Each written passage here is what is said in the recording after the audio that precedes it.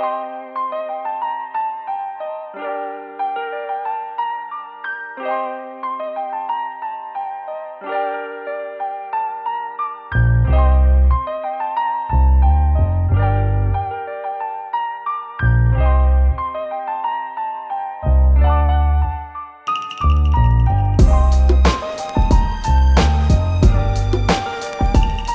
hello, hello. Welcome back to the podcast. Today we have an interview and I'm here with Mike from the Paranormal Road Trippers. Now, Mike, you're my first paranormal investigator on here.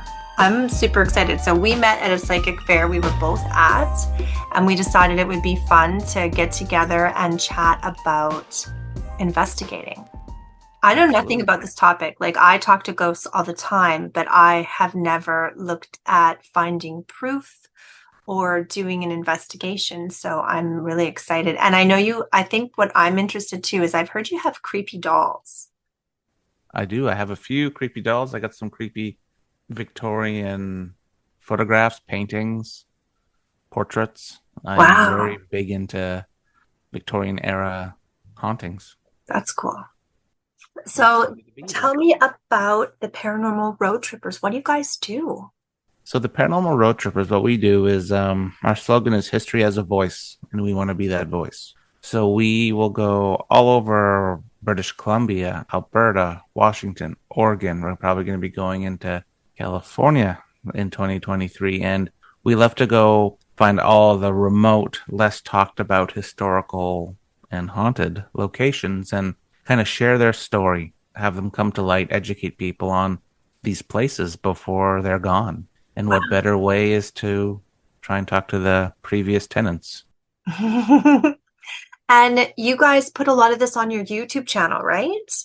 We do. We've started doing episodes because we've been going to so many different locations to share the history, share the stories of places, and we now think it's time to start publishing and putting out our findings because I think it's very important as a paranormal investigator to share your research, to show people the hauntings, to connect the dots to the history, to the previous tenants. I like that word for it. I often, when I do mediumship work, I call them dearly departed, right? Because they come in and they help and they have messages. So I like that idea of previous tenants because it sounds so, I don't know, just welcoming. And I think it, not to de-spookify, but it de-sinisterizes the idea of residual energy that is in a space. I tell my kids all the time I'm going to haunt them. Oh, me too. That's a goal. I know there's a couple of people I'm gonna haunt. But yeah, no, I like to say previous tenants because I respect them. They were once living. They once had stories. They once had Christmases, just like you and I, and they're still there in a lot of places, and they still want to have conversations. And it's amazing to be able to try and do that. Like we'll go to locations, and before we go to places, we'll read up on the history of Aunt Edna lived in this house from 1905 to 1911. So instead of like just asking generic questions of if anyone's here, knock, we'll be like, "Hi, Aunt Edna, we're here to have a chat with you here with you. We hear from the people that live here right now that you frequent the hallways, so come talk to us." So we try to be Wow. very personal with our investigations and respectful. I like that. I like the idea of just, well, because again, because I do work with dearly departed, I work with spirit guides, and often when people come through, it takes a lot of energy to come through. And I think it takes a lot of energy to haunt. Like it's easier for them to communicate, like I'm a medium, so I can get my energy resonating high enough that I can connect. But it does take quite a lot of work for them to come down and to Mhm. talk to us, to actually manifest things on kind of a mundane kind of physicals. That must be tiring. I don't know. Do you know? Like, It is. We call it a paranormal hangover the next day. We're wow. because like our videos, they're like 40 minutes, 30 minutes long, but really we're there for 2 days, 3 days, hours and hours and hours communicating to like an empty room, trying to solicit conversations with the spirits. And it takes a lot of energy, and especially it drains our batteries because they say spirits can drain batteries. They can drain our energy. They can make your tools and your gear malfunction, all in the name of trying to communicate with you. And those are things we take into account as well. We are always heavy on battery supply. Okay, tell me more about that. So, like, actually, when you're running your equipment in a space where there's paranormal activity, your battery doesn't last as long as, say, when you're at home using the same equipment in a less haunted space. Sometimes I would say yes to that. Because with a lot of our investigations, we put in fresh batteries because we want optimal time. We Hmm. don't want to have to stop what we're doing 20 minutes in because somebody didn't change the batteries from the last investigation. Hmm. And we will kind of timestamp when we put all the new fresh batteries in to how long they usually last for. And there could be tons of variables like, oh, it's cold. Batteries don't do well in the cold. Batteries have been sitting around long, expired, cheap Hmm. ones, non-lithium. But that's all things we obviously take into account. But then when we're running temperature gauge, like we have something called an EDI plus. It's a piece of paranormal gear that is a proximity sensor. And what the EDI plus does is it logs data, but it logs the data of EMF, vibrations, temperature, and temperature. And can you just expand for anyone who hasn't heard EMF before? What's EMF?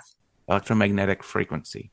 Thank you. Um, and a lot of people could be like, well, that's my fridge, that's my outlets. Yes, it could be, but on an investigation, we take a K2 meter, which is just a EMF detector, and Hmm. we will go through a whole house and we will kind of log down on. I always have a notepad, Hmm. and it's kind of like a Bible for us where we will write down every hot spot where there is EMF that won't be paranormal. It'll be your fuse box, your computers, your TV area, and all that stuff.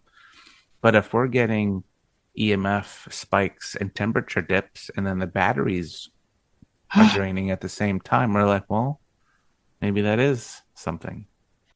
That's interesting. So, what I'm hearing you say is at the beginning of an investigation, you'll go in and you'll almost like set zero, like you'll take a baseline reading. It's It's exactly what we call it, similar a to baseline. like a photographer on a movie crew will take a baseline light reading Mm-hmm. before they light a scene, Mm-hmm. or a baseline sound before they do a sound, like do soundscapes. Yep, we'll walk through with our K2 or a millimeter, and a millimeter is kind of similar. It detects milligauss and a bit of EMF. But we will log, like I said, all the spots where we're going to avoid because it's going to conflict with what we're doing due to the resonating EMF. But yeah, we do that in some places, especially restaurants or other heavily like electrical place. We'll actually ask them to kill their stuff for a while, like turn everything off, and then because it'll be quiet for one, but then two, we'll get more accurate readings on everything. Right. Okay, so let's just in because I know there's got to be a lot of nuance here. And I feel like this is a huge topic, and I'm a half hour or so. So, Do part two, part three. I would love to have you back. Totally would love to have you back. Now, you mentioned a couple different equipment. So before we get into the equipment, like you go into a space. So you've told us you research the space, you go into a space, you do your baseline reading, and then what does it look like? And for you said for about say half hour, 40 minutes of YouTube time, you're there for 2 days. Yep. So it's kind of like a highlight reel of the things we get. Wow. Because ghosts were people once. Sometimes people don't want to talk to you. Hmm. So we'll try different techniques. We'll try like our team is multi. What's the word?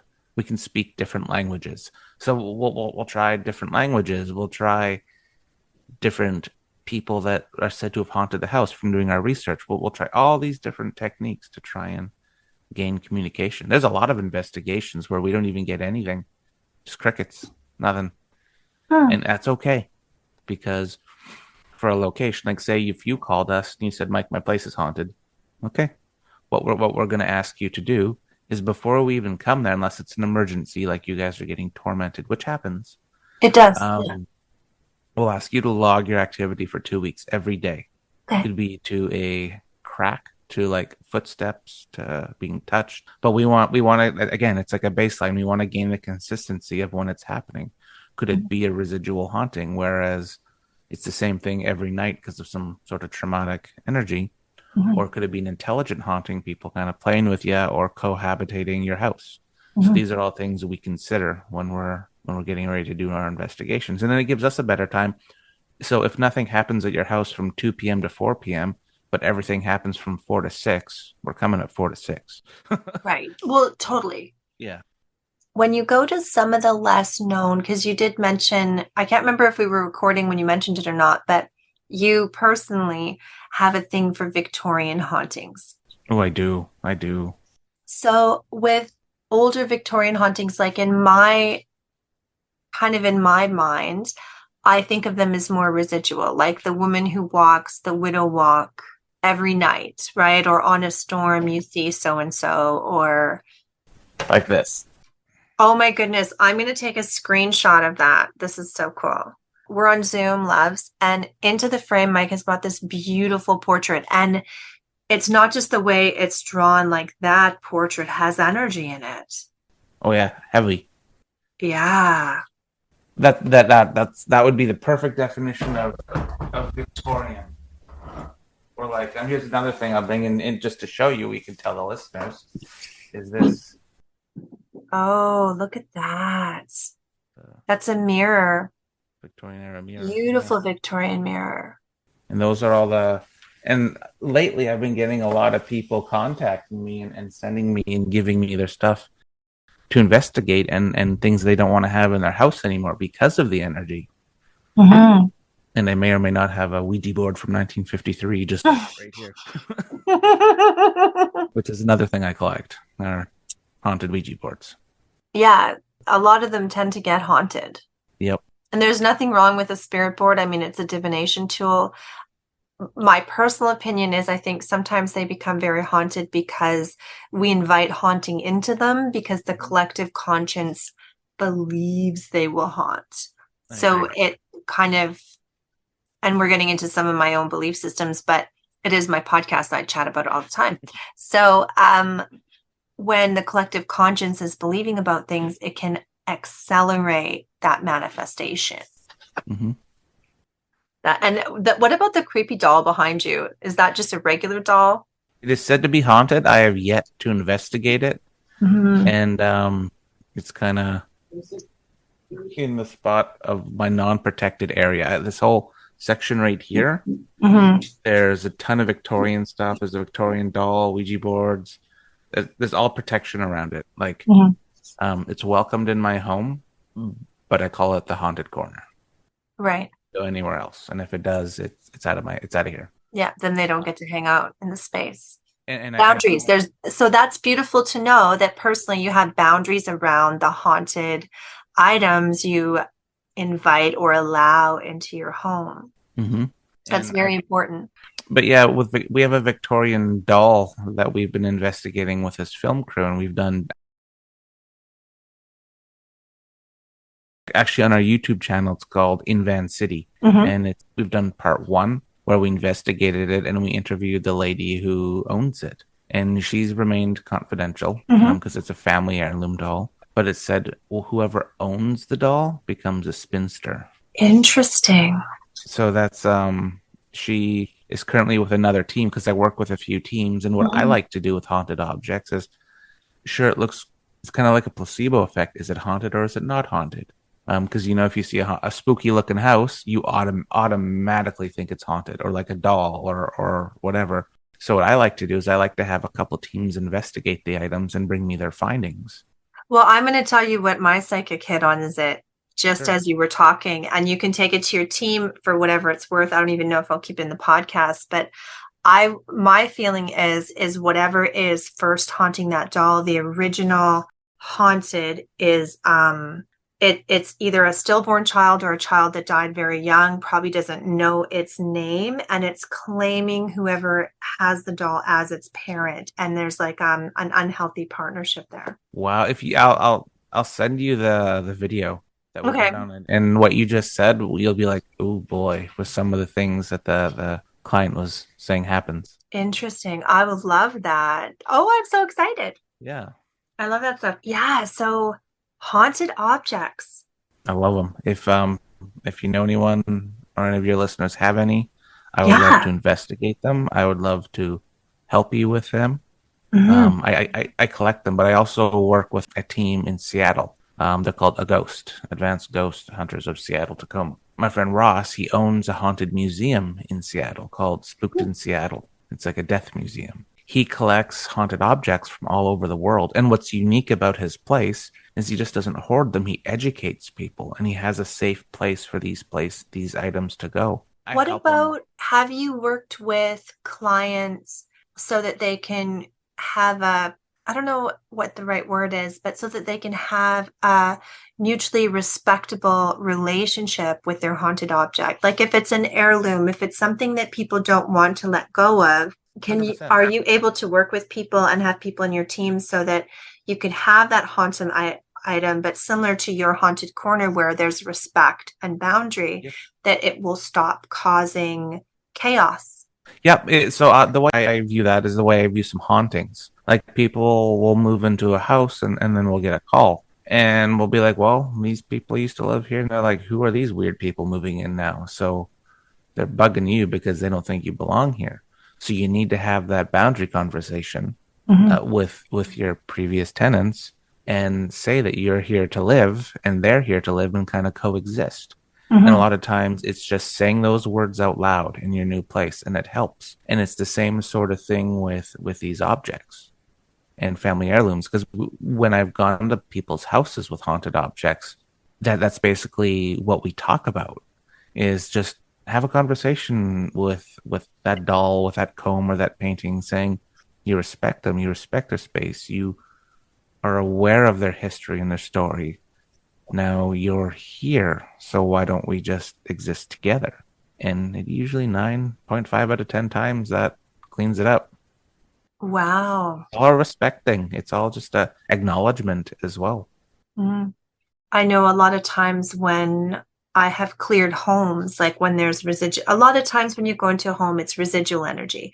It's residual, alive human energy that's stuck, and you just need to clear it, talk with the people, and it's emotional work that has to happen on the client's part. Sometimes it's not. Sometimes it's a dearly departed person who's trying to help them or who's stuck Mhm. and needs assistance crossing or has, for whatever reason, it was a shock. Or one of the most beautiful ones I ever did was I had a client who had, and often she didn't even go to the hospital because it happened so often. She had multiple miscarried babies.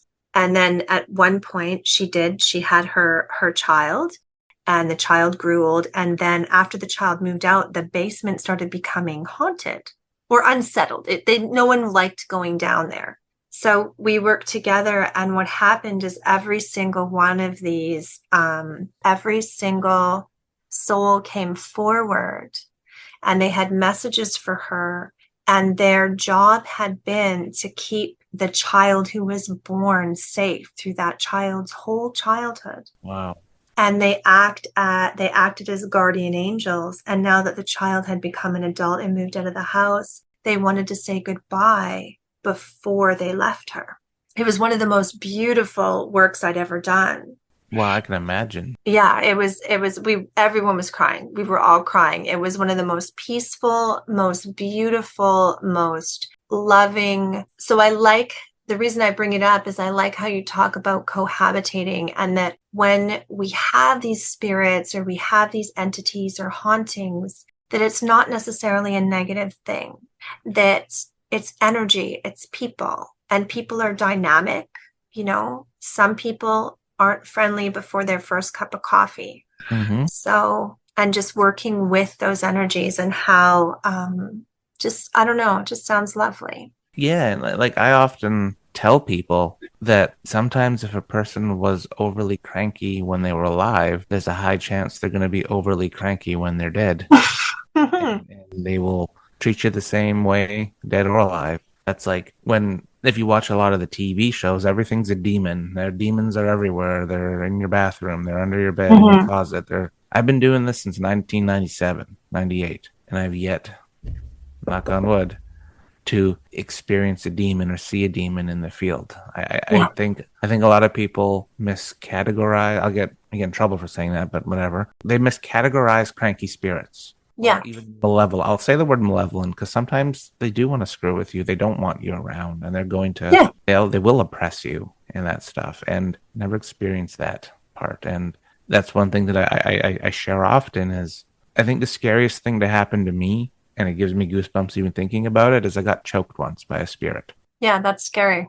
I'm very like I've got a pretty type A personality with my job, and I like to control my little bubble Hmm. around me. And I was in a at an investigation in Merritt, and I felt something grab my throat, and there was nothing there. Then it squeezed a bit, and I was like, "Oh crap!" I use a little harsher word. It panicked me, and I went outside, and I like got sick because it rattled me so much. Yeah. And then when I went back, I got back on the horse, so to speak, and went and back in the house, and we heard this loud growl, which we have both things filmed. And looking back on it now, because I've been really going down the respect path and being very positive, and because that's what we want. There's a couple of things we did wrong that night. We didn't introduce ourselves. We just kind of walked in like we owned the place and tried to have not forceful but direct conversations. Hmm. When looking back on it, because these guys probably the spirits were from the 1911s, 1990s. Oh, So yeah. they're going to be a little more gruff with you. And Yes. it's not going to be, and I think that's what could have been happening. Yeah. And we've been back to that place since. And I find that when you introduce yourself and you say your intent and what you're doing, it kind of, more positive responses. Thank you for sharing that. I think that's a really good lesson. I know myself because I do shamanic work and I do journeying that we have a conversation around there's nothing evil and there's nothing good.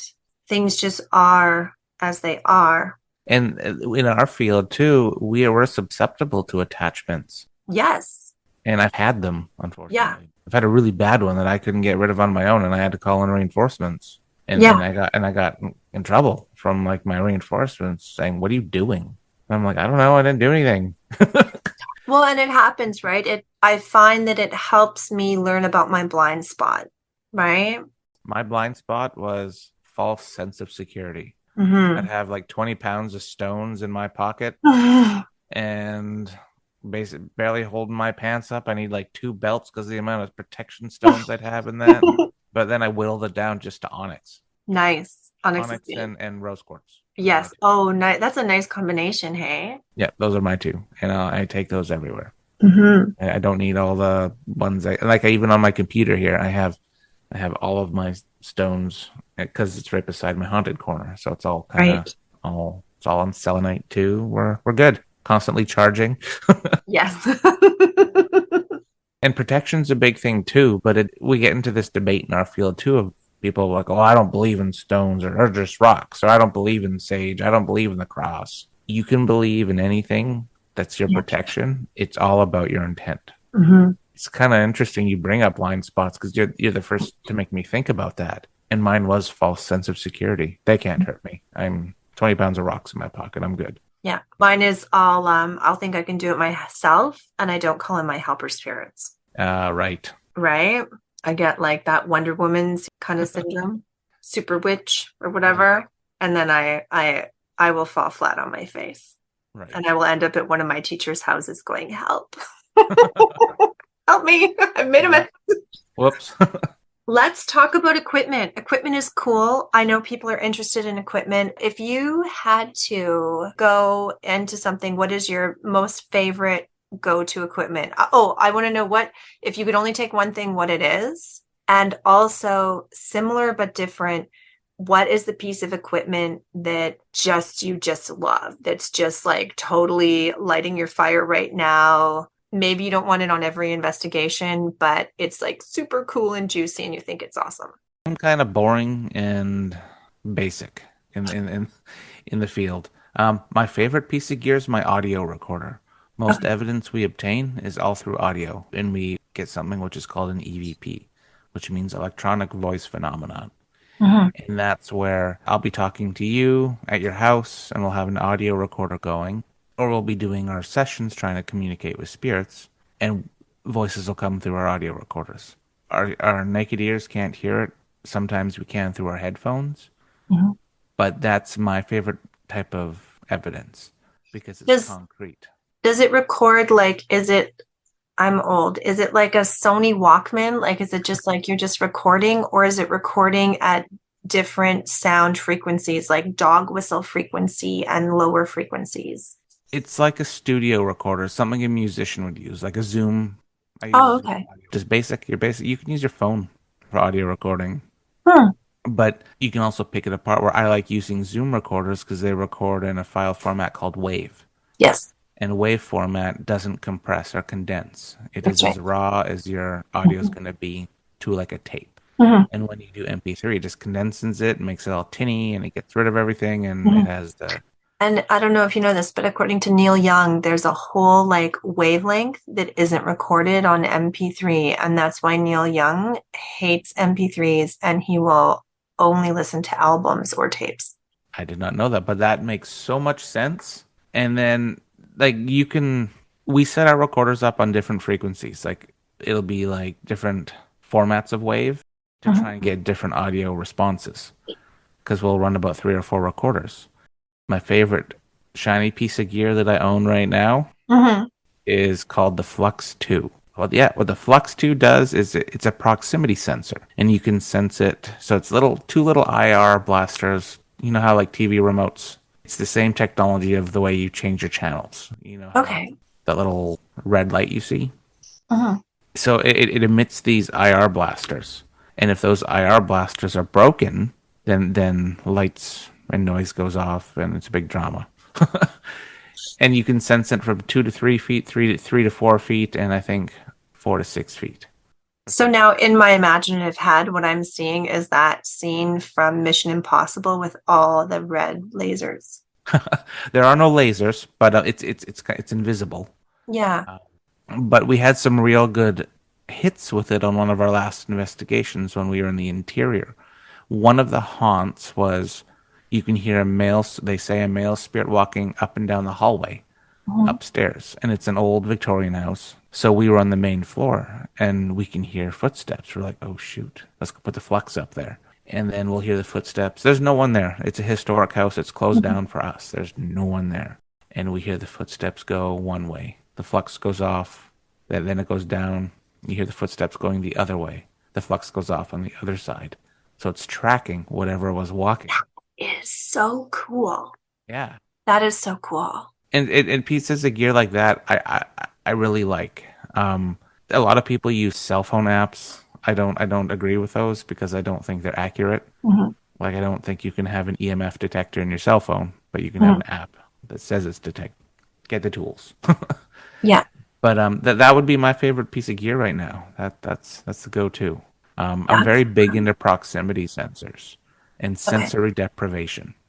I really like that stuff. Like there's a thing we do called the Estes method, and that's a two-person investigation. One person, we'll call the guinea pig, goes into the haunted section of a house or building, and we put a blindfold on them, and we put noise-canceling headphones on attached to our SB7 spirit box. And that's a device that just goes through radio frequencies at a moderate speed. Now that was at the psychic fair on the Sunday, so I didn't see that. Yeah. So So similar technology that was Bill that brought those on Sunday. Mhm. But I took the antenna out of mine so you don't hear any noise. So if you're getting a voice come through, that could be something. Okay. Because they say spirits can mimic or kind of change around, use the frequencies to say words. And then so while that investigator has that on, they can't hear anything or see anything or sense anything around them. And then the other investigator will go in the other room and start asking EVP questions. So I could be asking, is the sky blue? And if they say yes, right after we answer that, that could they can't hear or see what we're asking, or any sort of questions of like, did you live here? What was your name? Well, anything. And we get some real cool responses doing that because you're taking the actual questioning. It's extremely non-partial. Yeah, that's what it sounds like. So what I'm hearing is the person receiving with the spirit box doesn't know the question you're asking. Correct. And because you've already said that you log everything, you'll know like somewhere you have written down the order of the questions, you know when you started asking them, when you finished, and then you can coordinate the answers that the second person who's in a different room than you. Yeah, we'll run cell phones. Like I would call you Yeah. and we would have the phones on speaker, except I would mute when I ask the question so they can't hear, just to make sure they can't hear you anyways because they got the noise canceling on, but Right. just that extra can't hear it because then that's how we hear their response in real time. Because when we're asking these questions, we're writing them down in our book so it's consistent. Yeah. And yeah, we get a lot of cool, interesting hits with that. That's really neat. So that's one of my favorite things we do now because it's extremely non-partial. Like and that's what I like about it. Now, here's a loaded question. Since you have made contact and you're on these investigations, do you get a sense of why one place is haunted and why one isn't? Um, do I get a sense? Like you mean as an investigator, like when we go to place A, it's haunted, place B isn't? No, like why is it that say my house is haunted and my neighbor's isn't? Like what is it that what would make like we've joked back and forth, oh, I'm going to haunt people, blah, blah, blah. But what makes a spirit? Have you gotten any information or do you have a personal opinion about what would create a haunting? Like, why would someone be haunting or what's going on in, A formula of a haunting is yeah. you could have an attachment. The urn in your closet could have an attachment because that's a dead loved one. Mhm. There could have been a traumatic event with the previous people that lived there. Somebody could have hurt themselves. They could have died there. There could have been any sort of murder. There could have been pioneers that lived on that land way before you, and something happened on your piece of the land versus your neighbors. You could, with doing your works like you do, could attach things to come home with you. Your son could have got a cool something or other and it had energy on it. You could your could have done the Ouija board in your bedroom one day. Your kids could have been playing with that stuff. It's all that sort of.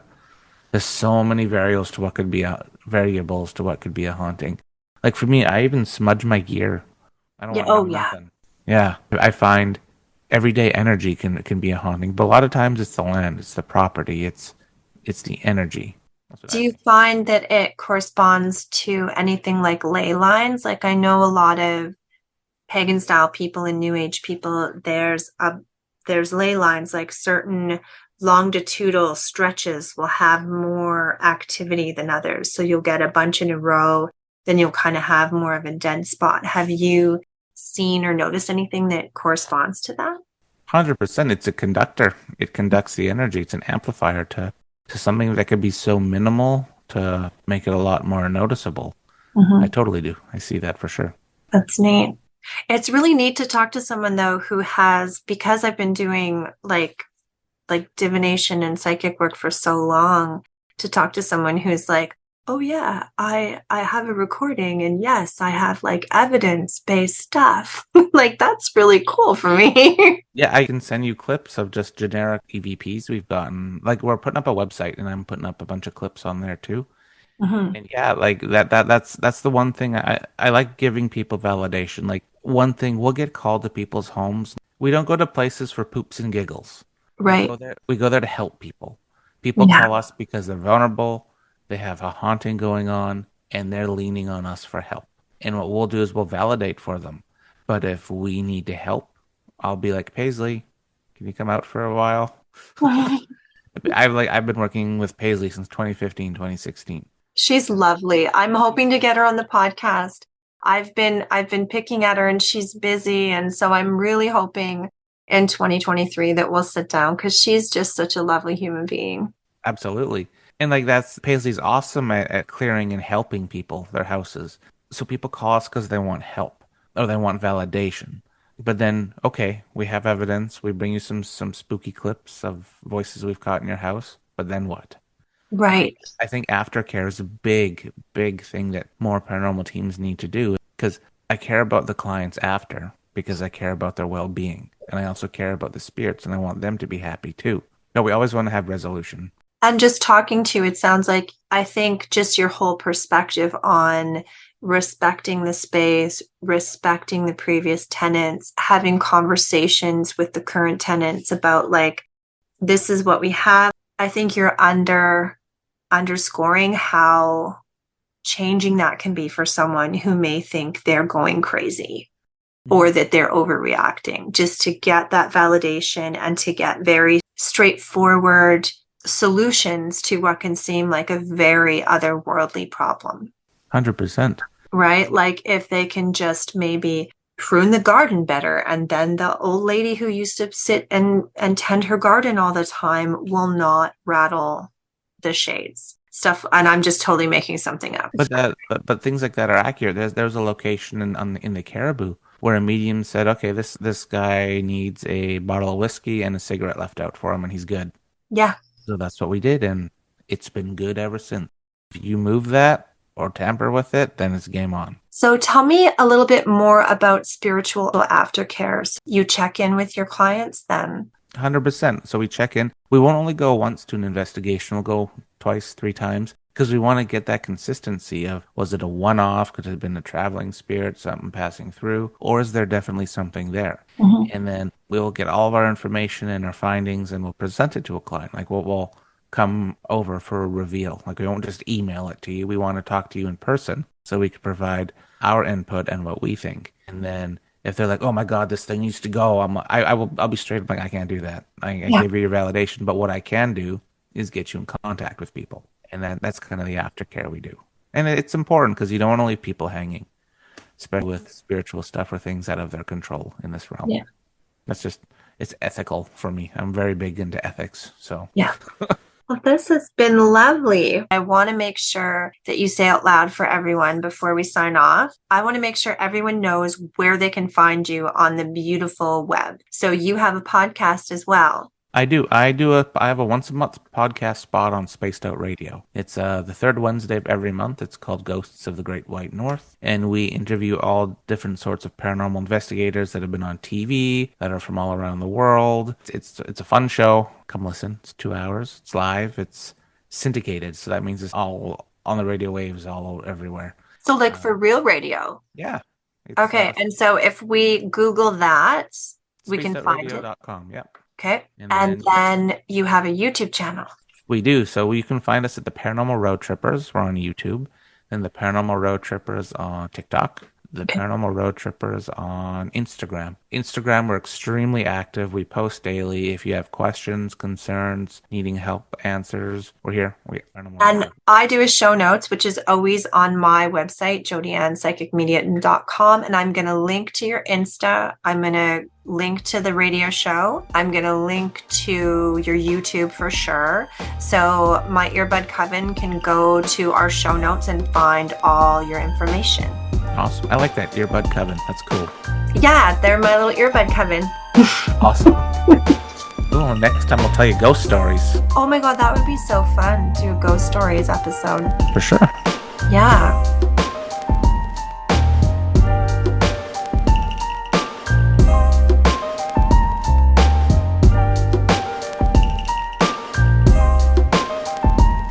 And then, yeah, this has been fun. Oh, and can you send me some pictures of your creepy dolls? Sure.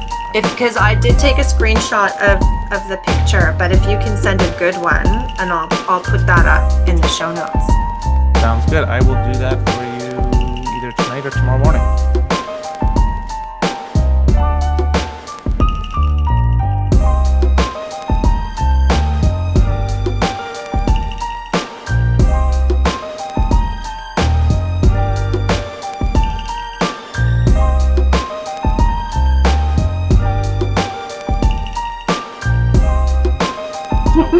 Fun. Thank you. Thank you very much. Thank you so much, Mike.